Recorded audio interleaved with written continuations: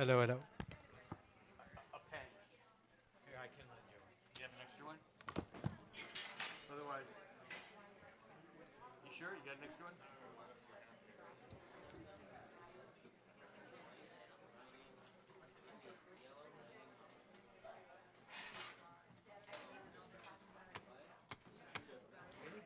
Ready. Crank up.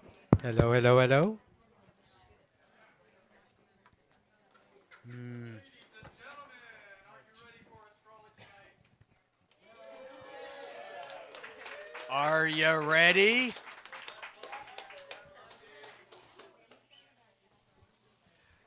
Good evening. Welcome to Astrology Night at Soul Food. I'm Jeff Jower. This is Rick Levine. And I'm Rick Levine, and that's Jeff Jower. And we do this the first Wednesday of every month. Here at Soul Food Books in Redmond, Washington. And those of you who are here for the first time, this is what we do. Rick and I are going to spend the first part of the evening talking about the collective astrological cycles for the month of November.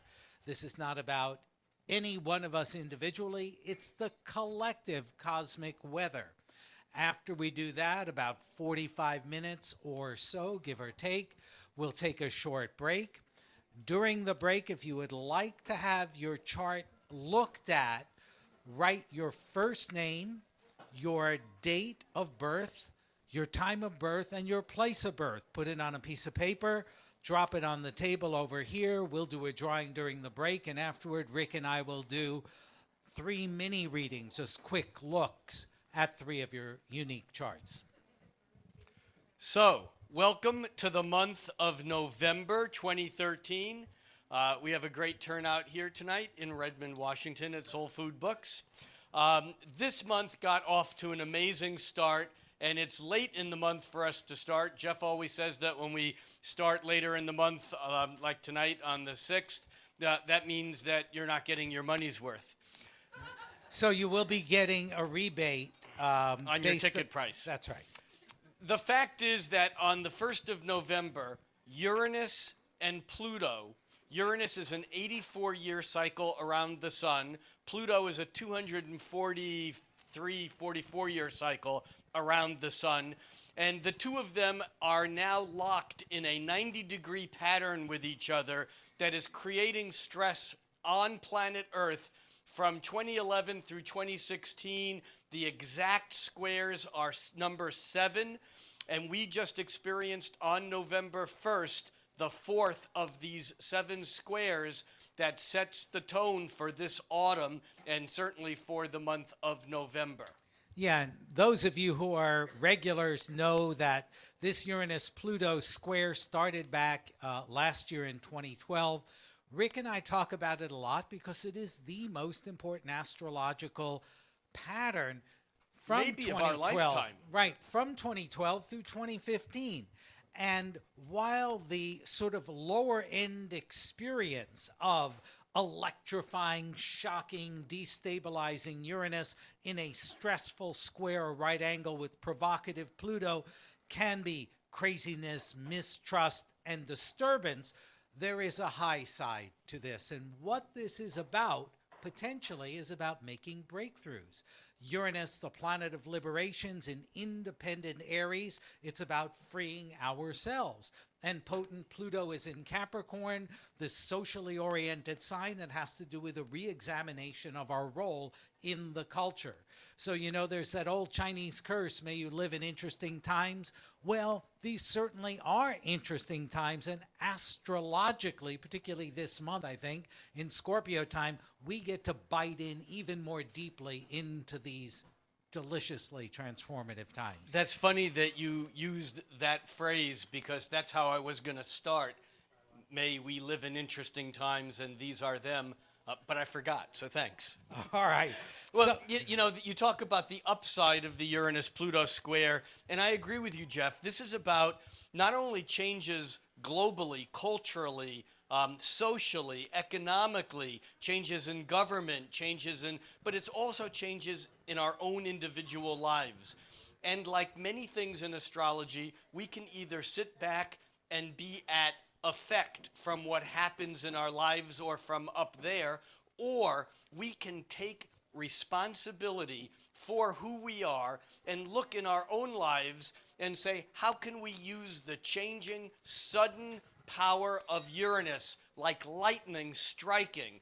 And how can we use that in relationship to the deeper transformative power of evolutionary Pluto that goes into the darkness, into the shadows, into those places that are not understood? How can we use those energies, combine them in our own lives and make changes, and in effect, although there's no Taurus involved here except for Jeff, take the proverbial bull by the horns?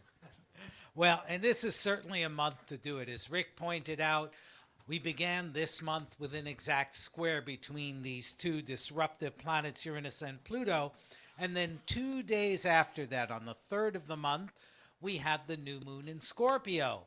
And the new moon in Scorpio every year initiates a new cycle that's scorpionic, that comes from our depths, that deals with the urgencies of desire and the need to purge, to clean, to eliminate. And this new moon that we had on the 3rd of the month was also a solar eclipse, joined with Saturn, the planet of hard, cold reality, and Mercury, the messenger, moving backwards, which means it is time to look deeply into our souls, to engage the most powerful feelings, thoughts, and characteristics that we can find in ourselves. In Jungian psychological terms, it's about engaging with the shadow, that part of ourselves where we tend to push away the things we don't want to see. Because not only is it appropriate, as Rick said earlier, to be, you can be the cause or the effect. And if you just want to be the effect of scorpionic manipulation, eclipsing, and Uranus, Pluto, turning your life upside down, don't change a thing. But if you want to be an agent of change collectively and in your own life, I think the deal, it's very Scorpio, it raises the stakes in the game. What was tolerable last month might not be tolerable now. That which was just okay and adequate might not be adequate now. And within some realm of reason, I think the Scorpio transits are encouraging us to go deeper and to take the risks for deeper satisfaction, even if we've got to do without love or a meal before we get to the place that we want to be. Yeah, and I think what you said about looking back with this Mercury retrograde, Mercury turned retrograde on October 20th, 21st, right in there. And it turns direct on November 10th. So we are toward the end, but deep into this Mercury retrograde phase. When Mercury is retrograde, it's closer to Earth. Mercury is the planet of communication, interaction, interchange of energy and information. And when Mercury is retrograde, it is often a time where we dig back into what could have or should have been done, or tie up loose ends that should have already been tied up. And so this Mercury retrograde is certainly an interesting part of this, because it is so close to the eclipse that happened on Sunday the 3rd. But the other thing to consider here is that Saturn, which spends about 2 years in each sign, is about halfway through its run or steady walk through the sign of Scorpio. And therefore, this solar eclipse was also not only in Scorpio, but in Scorpio and, as Jeff said, in close proximity to Sirius, karmic Saturn, and not only close to retrograde Mercury, but one of the things that we'll talk about as we unfold the month is that Mercury actually retrogrades back over, and then it retrograded back over the Saturn, and then later in the month we'll move forward over it again, and Mercury again is thought and communication, Saturn is Sirius, and so there's this background tenor all month to the gravity of the seriousness of communication in general, because of the Saturn's proximity not only to the eclipse but to Mercury starting back in October. Actually, it was October 8th that Mercury first joined up with Saturn moving forward. It retrograded back over Saturn on October 29th and will go over Saturn the third and final time once it turns direct somewhere, there it is, on November 25th. For those of you who are new to astrology, Mercury, the communication planet, appears to turn backwards 3 times a year for 3 weeks at a time. And this apparent backward motion of Mercury represents a withdrawal or an inward turn of the things it stands for. Mercury's data, communication, information. And that's why during Mercury retrograde periods, we often have more difficulty in communication. There are more snafus, equipment breaks down, travel is more difficult. Those are sort of the popular ideas about what Mercury retrograde is. This one is like triple retrograde, I think, because it's in Scorpio, which is kind of like a retrograde sign. Now, Because it's in drawn or... That's right, because Scorpio, there's more going on below the surface than what we see on the surface. Retrograde is not bad, it's not less. It just means internal reference takes precedence over external expression. So we have the planet of communication going backwards, which can also mean rethinking things or getting back to projects, ideas, or tasks which have been on hold for a while. So Mercury backwards in inward-looking Scorpio, and dancing around controlling restrictive Saturn. I think one of the best ways to use this is to slow down the thinking process and to avoid hasty commitments and hasty remarks. This is really a cycle. I think all Mercury retrogrades are like that to some degree, and this one perhaps more than most for the reasons I just mentioned, when taking that extra moment, that extra day to consider something is really worth the effort. So that sets the tone for the month. It's not a lightweight month, although it does lighten up at points during the month to the extent that we really can find some hope, some fun, some excitement later in the month. But I think that the seriousness of it is also about another Saturn concept, and that's about control.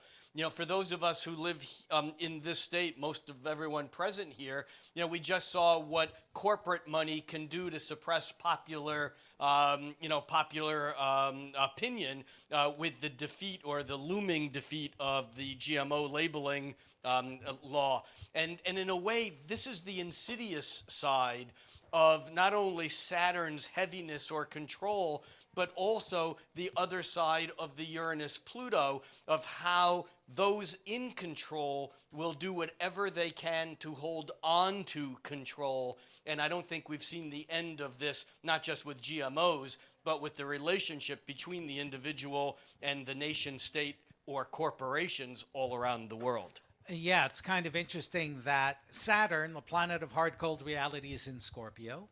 In astrology, Pluto is the planet that modern astrologers, most of us, assign to Scorpio. And Pluto was not only the lord of the underworld, he was the god of wealth. And a plutocracy is a society ruled by the wealthy, concentration of wealth. And interestingly, one of the things that came up about 522, the GMO labeling law, was the secret money. That there was a lot of money being spent to defeat the referendum that was not reported. Secrecy is a big scorpionic theme. And although there are certainly situations in which it is appropriate to hold our tongues and to be discreet in the public sphere in which democratic ideas are supposed to flow freely, sort of knowing who's putting the ads on television is an important thing. But, you know, I was thinking this earlier when Rick was talking about Uranus square Pluto at the beginning. It's really easy to dump on institutions. mean, what institution do you want to dump on? The government? Well, that's easy. How about the banks? How about the insurance companies? How about the schools? How about Microsoft? Okay. Ooh. How about the soul food institution and bureaucracy and hierarchy? There they are, Craig. There's the devil. Well, what this makes me think, and Scorpio is a good opportunity to remember that we've all institutionalized things in our own lives.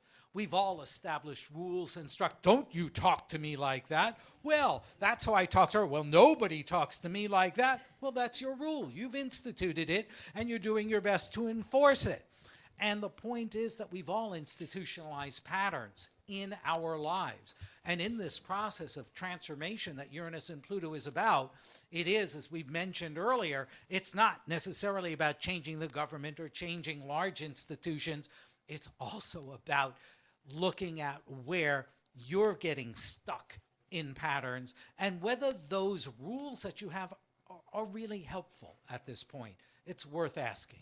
Yeah, and I think what you said is very valuable, Jeff. And I think everything that you said is even doubled down today. Because today we have the sun, which makes a conjunction from Earth's point of view with all of these slow-moving outer planets once a year. Because the perspective is the Earth goes around the sun, so it looks like the sun lines up with each of the outer planets once a year. And today, the sun at 14 degrees of Scorpio is lined up with Saturn, the planet of control, the planet of authority, the planet of stomping down or holding back expression, certainly is indicative of what we saw perhaps, at least in that aspect of the election. But this is not a game ender. What Saturn, Jeff often says that Saturn is the planet that says no but means yes. And what he means by that is that Saturn wants things to happen, and often when we act hastily, they don't happen correctly. So maybe if we looked at the higher side of just sticking with this GMO thing for a minute, because there are many people who are for full disclosure in labeling of food that look at that law and say it was not a good law. So maybe, because there were so many things that were excluded, so maybe this is an opportunity to go back and get it right, to do it in a way that they can't push it down because of what didn't work about it. By the same token, today is a good day for each of us to look in our own lives and to see what it is that isn't working. Where have we bumped into resistance? Where are the problems that we keep facing again and again and again? And instead of saying, it's not working, or it's making me do that, or he won't, or she won't, look at it and say, what can I do so that I can make it myself better enough that I won't run into that problem again and again and again? Yeah, well put, because the sun represents will or intention, and Saturn is application in the material world. So even though the Sun-Saturn conjunction was today, its influence is going to linger for a couple of days, so that if you want to start a healthy habit, if you want to begin a commitment to anything, you've got an opportunity to sort of grab a hold of structure and start to lay down the track, to start to find the rails that are going to take your life in a direction that you want it to go. Now, mature people understand that they can't control everything that's happening in their world. Oh, yeah, that's the way it goes. Bummer. And that, even though the sun is joined with Saturn, this is intense, this is focused, part of the test down the road is how you stick to your commitment even when you're thrown a curve. There will be surprises. There are things that may tempt to disrail the train of direction that you're on. And the point is that you don't have to be so rigid that if you miss one day of exercise or if you meditate 2 minutes less on a given day, that you just give it up. This is about persistence and principle. If you persist with principle and practice, actually, that are important to you, slight deviations are not going to alter your course. So success is often determined by this combination of having a focus, having a commitment, but also having enough internal confidence and maturity to recognize the moments when you've got to delay, step back, or work around. If we're overly rigid, all we're going to get is frustration. That's not just because of Sun Saturn. I think that's how life often works. Now, although the Uranus-Pluto square is a big part of the month and will come back into play in a few days as Venus moves through Capricorn and makes contact with it, the Uranus-Pluto is an important piece of the month. The Saturn is an important piece of the month, not only because of today's conjunction by the Sun, but later in the month when Mercury comes back and lines up with Saturn, it'll bring this stuff that Jeff's just talked about back into focus again. However, I want to shift gears here for a second and talk about Jupiter, which is kind of separate from the pack. Jupiter has been moving forward in Cancer. It moved into Cancer last summer. And today, Jupiter stations, meaning that it stops. From Earth's point of view, it looks like it stops to begin its retrograde period. And Jupiter, as it moves retrograde in Cancer, brings up a number of issues that I think become important to this month's story, partly, or let's say corroborated by the fact that as the Sun moves away from its conjunction with Saturn, it will form a harmonious trine with Jupiter, and then later, as Venus does the same, as Mercury does the same, as it lines up with Saturn, it too will form a trine with Jupiter. So I think this Jupiter piece is an important piece, almost like an antidote to the heaviness of Saturn. Yeah, I agree. The exact Sun-Jupiter trine, the most harmonious angle between planets, 1/3 of the circle, a trine. Astrology's traditional lucky planet, Jupiter, and the Sun, that's on October 12th. That's quite visionary. But I want to just dig in a little bit deeper into Jupiter, the planet of expansion, belief, and wisdom, stopping today and beginning to move backwards in the sign of Cancer. The downside of this, or a less than desirable expression of it, would be becoming so overly subjective about our beliefs that we don't want to listen to any other's point of view. Jupiter's the planet of belief and opinion. It's in Cancer, which is a very subjective personal sign, and going backwards means going inward. The upside is finding the truth within. The downside is denying anything that doesn't fit your inner truth. And astrological patterns do often work like the weather.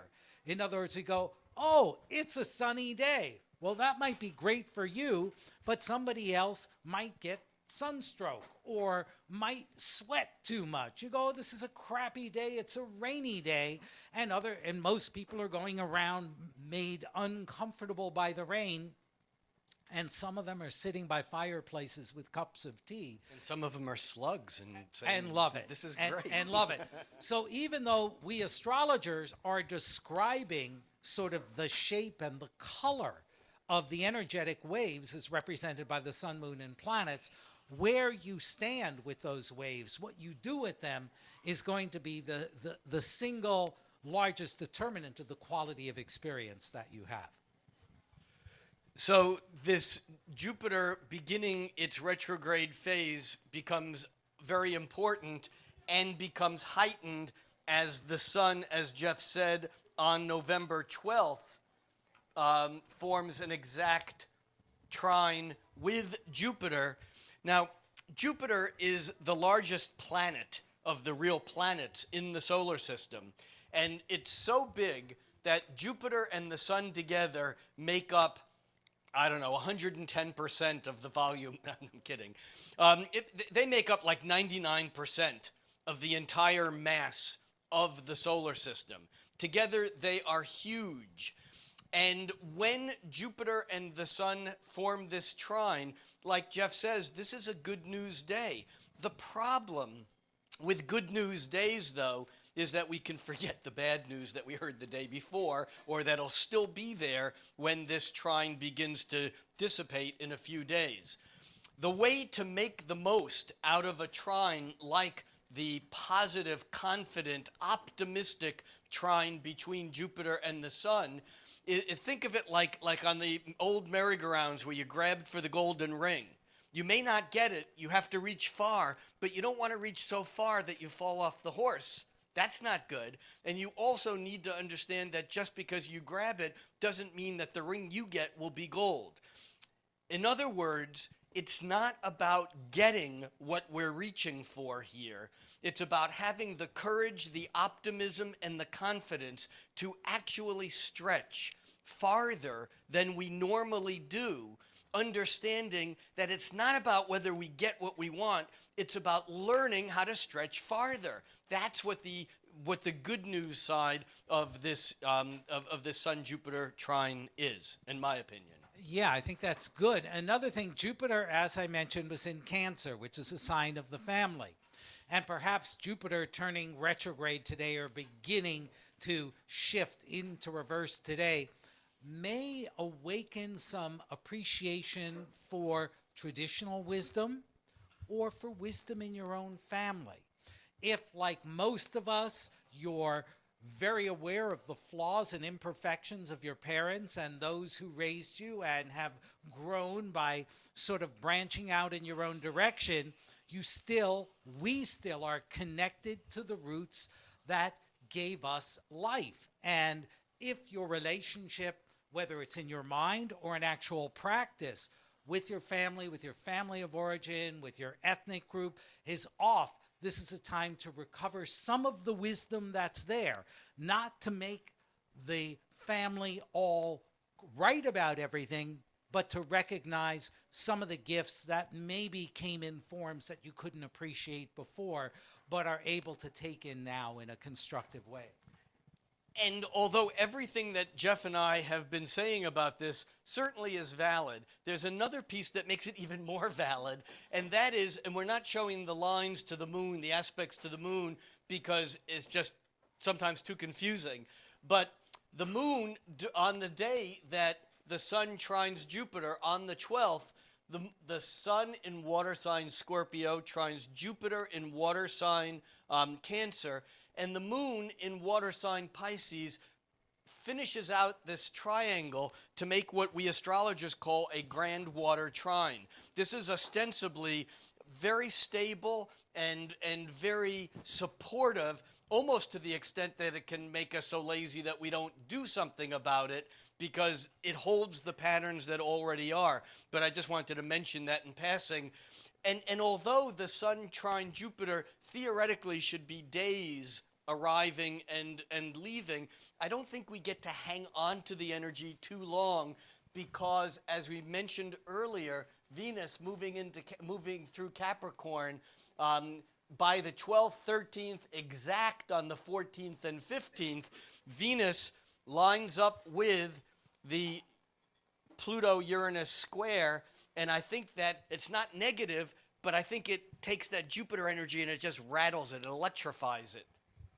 Yeah, a couple of thoughts about that. One, in a very practical way, around the 12th, and on the 12th, if you can, take some time just to dream, to vision, to imagine, to expand your view of the reality in which you're living at the moment, to sort of allow inspiration to give you a bigger picture. And what happens sometimes is we can have a big dream, a big picture, and you go, that's out of reach. I'm never going to get there. But it still pulls you in a direction of growth and expansion that makes that contemplation worthwhile. I want to back up and talk about something Rick jumped into, and I don't think we laid the foundation, and that's Venus in Capricorn. Now, Venus is the planet of love. Venus is the principle of personal worth and pleasure and beauty. And yesterday, Venus changed signs. She went from, hi, sailor, I'll try anything, once or 10 times. In Sagittarius. To Capricorn, which says, let me check your credit card before I even go out with you. Venus, the planet of love and affection and approval, is in Capricorn, which is a sign of ambition, dominance, and control. And that represents, I think, a significant contrast which plays its own role in reshaping our perspective of And relationships. tradition, too. I mean, that whole idea of control is basically to have respect for what the rules are of society and or the culture in which you live. Yeah, so Not generally that I'm suggesting that anyone should follow them. do that. But generally, Venus, the planet of love and approval in Capricorn, rules and work for it, says you will be loved and you will be approved when you follow the rules. Right? Now, Love happens to those who do it right.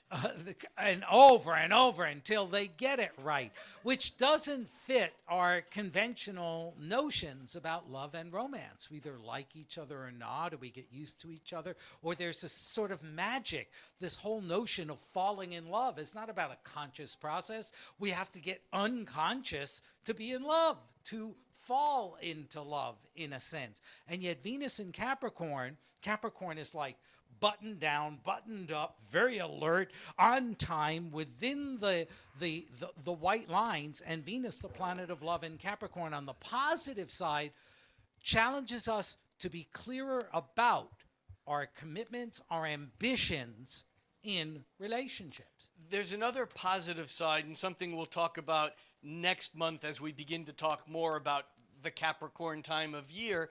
And that is that Venus in Capricorn is all those things that you said. There's that sense of reserve and respect for tradition and the doing it right and all of those things. But Capricorn is also like, it's the horny goat. It's the goat. There's a sexy side of Capricorn. And part of Venus in Capricorn is, if I know the rules, it's so I can do what I need to do in order to have the pleasure. But I have to follow the rules in order to be able to relax into that. Yeah, and the most important rules are again, your own inner ones. Talked about the institutions that we have, and you might see with Venus in Capricorn now where your rigidity comes up about relationships. You know, where you have the preconceived notion of how you want somebody to look, how you want somebody to behave, what's the kind of quality and appearance that you want. I'm not saying that we have to drop that, but I think we're challenged to take a clearer look at it. And what I love, Venus is beauty and grace. And Capricorn, I sometimes like to say, is good at nothing except having the persistence and the structure to learn how to do anything it puts its mind to. Like a master. Right. And it doesn't necessarily require talent. It requires that commitment. So, Persistence. and persistence. So if you're looking for love, art, beauty, pleasure, even the rewards of money, Venus in Capricorn, generally, we've got a couple of exception dates to talk about, but Venus in Capricorn is generally a period of time in which you will be rewarded for your effort. So let's talk about the exception dates, which really come right on the tail of that Sun's trine to Jupiter on the 12th. Venus, as you can see, is pushing up against a conjunction to Pluto day by day until it actually joins up with Pluto. And this is on the 14th and 15th. Venus lines up with Pluto, which is still being squared by Uranus. So what does that do to these notions of stability and order and doing things right and making things last? I mean, Venus in Capricorn has a tremendous sense of loyalty because persistence is really important. For Venus in Capricorn, how long a relationship lasts may be as important as how good it was while it lasted. Well, Venus square Uranus. Uranus is the first planet discovered by telescope. It rotates perpendicular to its plane of orbit around the sun. It was discovered between the American and French revolutions at the dawn of the steam age, at a time of early experimentation with electricity. It's weird, it's odd, it's out of the box. It doesn't follow any rules. So if we're operating in a Venus in Capricorn way, which is, well, I invited you over for dinner at 6 o'clock. I expect you to be here at 6 o'clock. And, you said you were bringing dessert, and I hate pears, so don't bring pears. In other words, the rules. Well, Uranus says there are no stinking rules. They come at 7:30 and they bring pear as a main course. Exactly, exactly. And what's weird, With an you love it. entourage of Right. crazy people. Of crazy, inappropriate people. So Venus square Uranus can mean disruption in relationships, taste, values, aesthetics, and the social order, but potentially with flexibility, it means breakthrough and discovery and finding out that the thing you thought you didn't like or wouldn't like, or the thing you thought somebody wouldn't like about you, produces a desirable result. It's shock, it's surprise, it's breaking the rules. It's also like seeing the most buttoned down person you know acting freer, weirder, or in some other unpredictable and unsettling way. And Venus is square to Uranus by itself, which happens twice a year usually, would be enough of a topic to talk about, except this isn't any Venus. This is a Venus who is also now joined up with Pluto. Pluto, sometimes we call Darth Pluto, because Pluto is the lord of the underworld. This is about darkness. It's not necessarily about bad or evil. It's just about that which is in the shadows. And so it's all of those hidden desires. In some ways, Pluto is the bacchanalian energies that are suppressed, that can come out almost like an erupting volcano. Now, you add this energy of the heat inside the volcano that's contained because it needs to be, and you then take Uranus, the lightning, and you strike the lightning at the volcano, and you add Venus to the mix, and you go, I kind of like this. And it may be fun for a bit, but it also can be, because Uranus is involved, tremendously disruptive. Yeah, it's largely disruptive, but if the purpose of Venus is to love and to find value, and we're in a 3 to 4 year period of time of profound cultural change, this is about learning to appreciate it as the planet of love joins transformational Pluto and challenges or is challenged by transformational Uranus. It's about finding the value of extremes. And that if we can find the value in extremes, then we can use them in constructive ways rather than fighting the tide of change that's likely to be around. Don't you think, Jeff, that this Venus-Pluto-Uranus is also about looking at relationships that in some way may have some stuck energy, like stuck chi even in the body. Yeah, very much. And in some ways there's something here about, it's not, I mean, I said it can be disruptive, but sometimes disruption is freeing, and we have that element here of that also, I think. Well, it's the cure for ruption, whatever that is. You know, if it disrupts. It sounds like something that you should have an operation for. That's right. That's right. Yeah, that if you're in a relationship where you're not satisfied, or if you're not in a relationship and you're not satisfied, Uranus to Venus says, change your hair, change your approach, change your values, take a risk. Stirring things up. Right. But because Pluto's involved, we're not just stirring stuff up on the surface. Well, the consequences are deep. If you wear just the most vaguely alluring blouse to work to evoke a response from somebody, that doesn't mean you want to be sexually attacked in the parking lot. In other words, Pluto can evoke a response that's more intense than anticipated. And because we've got this provocative, shaky, disruptive Venus-Uranus energy followed by the Pluto, that may mean that signals are misread, that somebody said, well, just because you were friendly and said, well, I might consider going out with you one time, that doesn't mean you want to have sex with them in the back of their car in the parking lot that night, which was where Pluto might take it, if Pluto's full of desire. The other side is, watch what you condemn. The people, you know, the moralists who are condemning, you shouldn't do this. We know that inwardly they're all perverts, right? They're all just sort of responding and reacting to their own conflicted desires and fears. Well, because Venus-Pluto is also potentially about desire, watch what you condemn. The things you condemn, the people you don't like, the behaviors that you don't like have something to tell you about yourself. Not that you want to do exactly the same thing, but maybe you're jealous of what she gets away with. Maybe you're resentful of what he does because you would like to do a little of it, but do it in a different way. That's sort of Pluto's weird world with Venus. Here, we're going to pull something into your orbit that might, on one level, be repellent to you. But if you're really attached to how repulsive it is, then it belongs to you in some way. And look deeper. And remember, although this is exact, the Sun trine Jupiter is exact on the 12th, and then the Venus squaring Uranus and conjuncting Pluto is exact on the 14th and 15th.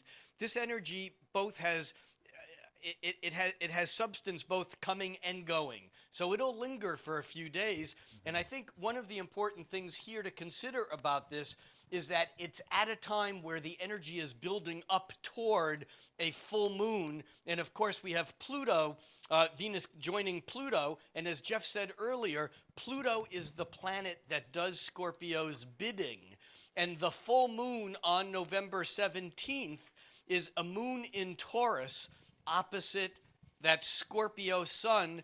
And it's almost like, I think, a last stand for this intense Scorpio energy, at least at this time of year, because over the next week, the sun moves out of Scorpio and into Sagittarius, and we don't have to deal with any of this heavy shit anymore. We can just eat turkey and get fat. Right. We'll come back to that in a minute. And eating turkey and getting fat is something that the full moon in Taurus likes. Taurus is a sign of fat, dumb, and happy. And the full moon in Taurus means that the moon in the sign of the contented cow is opposing the sun in ever hungry Scorpio.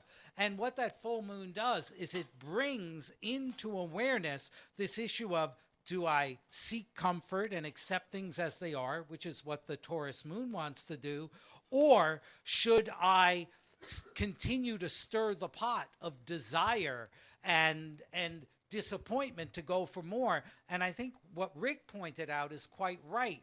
I think that Taurus full moon really is going to probably calm. Even though it's a full moon, traditional astrology likes the moon in Taurus, and I think this is a counterforce that says, okay, maybe things don't have to be as intense as they feel to you at this time. Now, that might be a healthy cooling, or it might just be going numb because you can't face the reality of what it is you really want. Yeah, I think that I think I like what you said, and I think also what's important to understand here is that the full moon is like a culmination in the monthly cycle. And 2 weeks prior to this full moon, which was just a couple days ago, we had a solar eclipse. And remember that solar eclipse, when the moon a fortnight ago, 2 weeks ago, was lined up with the sun, which was lined up also with Saturn. Now, as the moon is opposite, we still have all those planets in complex, complicated Scorpio, but the moon is now looking at it from enough distance, far enough away, that the moon says, I need things to be simple. I need to get back to basics. I need to know what's real by what I can touch or taste or see. And the moon, in some ways, is a reality check here. And I think that it is the beginning of the end of of this wave of complexity. There's still a couple of other punches or hits that happen, but largely I agree with you. This full moon is like a culmination of the complexity before and a desire to start bringing things round and to think about eating turkey. Yeah, and maybe a constructive use of this, the contentment of the full moon in Scorpio is full moon in Taurus is not about going to sleep and settling for less and being lazy. It's simply about finding a position where you can lean towards Scorpio, hunger, need, desire, passion, intensity, go, go, go, or where you can lean toward Taurus and go, I'm okay. Let me put my feet up on the couch and rest on my laurels a little bit. Ideally, a full moon is not a choice between opposing points. It's a bridge between them. Yeah, And that would I be agree. the more desirable expression of that full moon.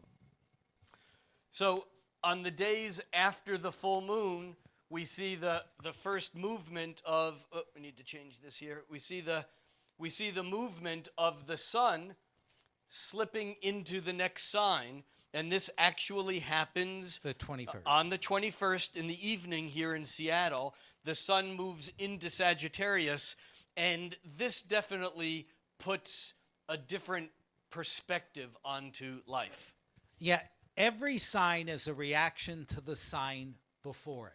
If Scorpio represents the intensification of going inward and going deep and really examining in the most pointed and profound way possible, Sagittarius is the escape from all of that. Sagittarius, a sign of the traveler, the sign of the adventurous mind, the sign of the seeker, is in some ways reacting to that inward turn of Scorpio with an external turn towards a wider, bigger sphere of experience. Also the sign of the blind optimist. Of Sagittarius. Yeah, because Everything's Scorpio okay. is the sign of the blind pessimist. Well, yeah, I know I'm gorgeous, healthy, have $1 zillion, and have just been appointed as king of the universe and given immortality and a constant orgasmic state. But you know, there's something wrong here. I just know it. That would be the Scorpionic. There's still something missing. And Sagittarius, who has nothing. Hey, I'm doing great. How it's all good. It's all good. It's all but you don't good. have It's shit. all good. That's fine. It's good. I'm getting better every day. That's Sagittarian. And the degree of BS we give in Sagittarius is related to the denial we experience during Scorpio. That if we don't face our stuff in Scorpio, then there's this sort of buildup and backlog and lump in the lower intestine that makes us run for far and distant places and bathrooms. And yet, if we do the deeper scorpionic work of facing our fears and facing our desires and doing an assessment and cleaning up what we don't need, we're all light and ready to travel. And it's a lot easier to get on with carry-on baggage than actually having to check those 2 hippopotamuses that you bought foolishly. One of the things that makes this year's movement of the sun from Scorpio into Sagittarius different than other years is this culprit right here, Neptune, which is a very slow-moving planet. It spends 14 years in each sign. It's in its second year of being in Pisces, and it's at 2 degrees of Pisces. And what that means is that as the sun moves into Sagittarius just a couple days later, when it hits 2 degrees of Sagittarius, it forms a 90-degree angle or a square to Neptune, which kind of is more dreamy, more fantasy prone, more spiritual, more fuzzed out of reality than it normally is. Yeah, it's interesting. A square, as we've said, is a challenging right angle, which represents drives or energies or characteristics that tend to be at cross purposes Except with when one Neptune's another. involved. Exactly. Just kidding. Yeah, because Neptune's like type O blood. You know, it's universal. It goes everywhere. It's available to everyone. And so when you have a Neptune conflict, it's not usually that conflictual. The edges are blurred out by medication, meditation, or alcohol, or just denial. The other thing is that Sagittarius is ruled by or associated with Jupiter. So is Pisces in traditional astrology. Neptune now rules Pisces, so there's an expansive affinity between Sagittarius, the sun in Sagittarius, and the sun in Pisces. So even though it's confusing, cloudy, dreamy, and fantasy-oriented, it's not harsh. No, it's not, except there are waves within waves. And as Jeff said, each sign is an answer to the sign before or in response. Well, in some ways, we have that going here because we have the sun squaring Neptune on the 24th. And yet we also have the following day, but it's already close, we have Mercury conjuncting for the third and final time Sirius Saturn. This is almost like standing in the tide, in the ocean, and the tide's, the tide's coming in. But as a big wave comes in, you can feel the undertow pulling you out. And so there's this diffusive, expansive energy from Neptune and from the sun in Sagittarius, this kind of optimistic, growth-oriented energy, and yet behind it, there's this last tug from Mercury's two prior conjunctions to Saturn on October 8th and October 29th, on the sun's conjunction to Saturn, and on this eclipse that happened, or happens the beginning of November also. And so it's almost like as we expand outward, there's something we need to take care of, and we can't let it go. It's too obvious. Yeah, the contrast is enormous because Sagittarius is far-reaching. The sun is the biggest thing in the solar system. Neptune is boundless. Pisces is boundless. So we've got this extraordinarily filled with faith or illusion aspect, and Mercury is detailed. Saturn is edgy, and Scorpio is condensed. We have this contrast between the tightest perceptions and the vaguest hopes. Negative side of this will be having a big dream that's snagged on some overlooked detail, or some tiny little negative that sort of knocks down this big illusion and dream. On the positive side, though, the bigger the dream, the more detailed we need to be to construct the vehicle that will take us to the desirable location. And if we do it right, the payoff is right behind, because Mercury joins up with Saturn on the 25th. And as it begins to separate, right behind it, we have Venus in Capricorn coming to an opposition with Jupiter. It's almost like the end of the month, there's tides of good news, hard news, expansion, contraction, and the Mercury-Saturn is a contraction, and the Venus opposing Jupiter, which is exact on the 28th, is certainly an expansive energy, and it's a relationship-oriented energy because it's opposition, and there's this sense of the good news coming behind perhaps the hard news. Maybe too much of it. Well, yeah, and I mean, that's Sagittarius after Scorpio as well. It's about, yes, life may be difficult. Yes, there may have been losses in the past, but we have the future to look forward to. That's what Sagittarius says to Scorpio. Yeah, one other thing is that, the sun, which moves into Sagittarius every year around the 21st, this year does it on a Friday. Now, the reason why that's important is that in astrology, we can look at our holidays and see the holidays as a representative of the time of year or of the sign. And the holiday, like the holiday of Scorpio, is Halloween, where the veil is thin and the mysterious things are coming through from the depths. Well, the holiday of Sagittarius is Thanksgiving in the United States. And it's always celebrated on, and remember, Jupiter is the planet of Sagittarius. And Halloween is always on the first Jupiter's Day or Thor's Day. Thanksgiving. I'm sorry, thank you. Thanksgiving is always on the first Thursday after the sun moves into Sagittarius. And so, because the sun moved into Sagittarius on a Friday, this Thursday, the 28th, is as late typically as Thanksgiving in the month ever gets.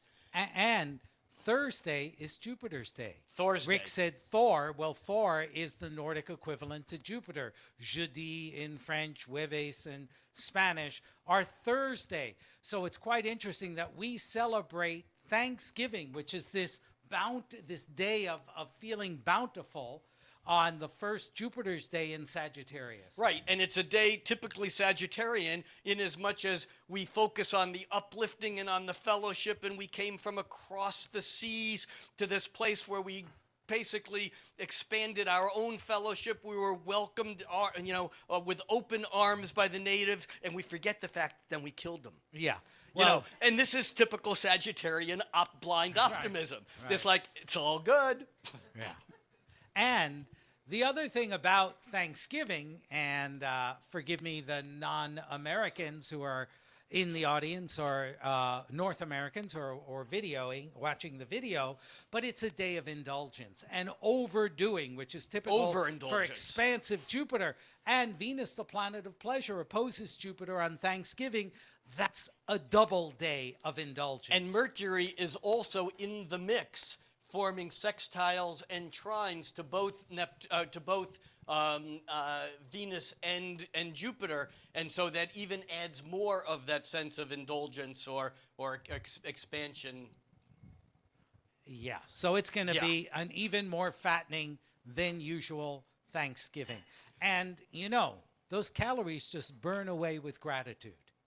As long as the more gratitude you have, the less calories you will be stuck with when the holidays. And over. the month goes out with a bit of a bang, and quite an exciting one, because the sun forms a trine with Uranus on the 30th. And remember, Uranus is about sudden change, shock, surprise, awakening, lightning strikes, and we get an idea. The light bulb goes off. Wow. Brain cells fire like lightning. Neurons fire like lightning. And when the sun trines Uranus, this is a day of free thinking, of open thought, of ingenious ideas, of kapow. And it's kind of a cool ending to an otherwise rock and roll month. One last thing I don't think we should quite finish, because I just want to point out that although it's next month, we're coming into a new moon. It's on December 2nd, and that new moon in Sagittarius really is like the final step of now we're in new times, or in the next phase of things. All right, good job. Well, thank you, Rick. Thank you, Julie, our videographer. What we're going to do is take about a 10 to 15-minute break. We encourage you to patronize Soul Food. This is the way this wonderful cafe, bookstore, community center continues to thrive and serve all of us. Yes, and I would also like to say one other thing, and that is that Jeff and I do an annual retreat weekend at a place that's a jewel of the Northwest. Brighton Bush Hot Springs is located in the old-growth forest about an hour east of Salem, Oregon. It's a magical place surrounded by national forest. It's a place that's off the grid. Cell phones do not work. Hair dryers do not work. They make their own electricity on a little dam on the river there. They serve 3 meals a day. Jeff and I do an annual look at the year ahead. The participants come on Friday, stay through Sunday. There's usually a group of about 20-ish people. We get to look at every chart in depth over the weekend, and we talk about the year ahead, not only for each of the individuals, but globally and socially, kind of like a macro version of what we do tonight in an hour. If you're interested, go to Brighton Bush. That's BREITEN, brightonbush.com. Check it out. And this will be our, 5th or 6th year? Yeah. It's a wonderful weekend, and we'd love to see you there. And thank you to Soul Food and to Makia and Kevin and to all the wonderful baristas who are pumping coffee. And if you'd like us to look at your chart, again, put your first name, time, date, and place of birth on a piece of paper somewhere up here in the front. We will pick 3 and talk about them after the break. And remember, although there is a government out there that makes laws, we can vote economically every day. You don't have to buy products that are GMO labeled, and you can spend your money here at Soul Food rather than buying some gift for someone at some other place. We don't charge for tonight because it's a community-related event and place. So please support Soul Food by buying some gifts here, even if you maybe didn't intend that when you came. That way we won't have to charge you to come and see us. Right. Thank you all very much. Have a great month.